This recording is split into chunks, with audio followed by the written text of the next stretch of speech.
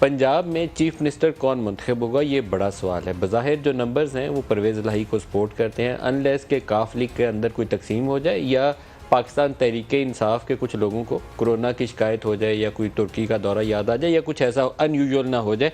Otherwise बज़ाहिर परवेज़ इलाही को बरतरी हासिल है।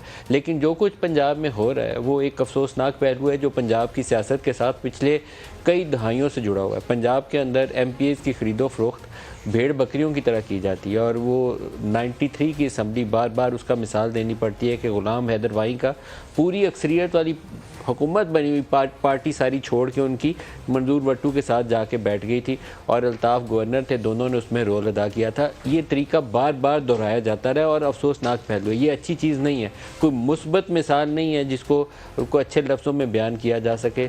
तो लोटा बनने वाले को भी और लोटा ख़रीदने वाले को भी दोनों को शर्म आनी चाहिए। कुछ मुनासिब तरीक़ाकार अपनाएं, अपना बयानिया दें। अपने बयानिए के ऊपर अगर लोग आपके साथ चलते हैं तो बहुत अच्छी बात है। अगर आपके बयानिए के ऊपर कोई आपके साथ नहीं चलता, पैसों के ऊपर मोल तोल होता है, तो वो कोई इज़्ज़त की बात नहीं है।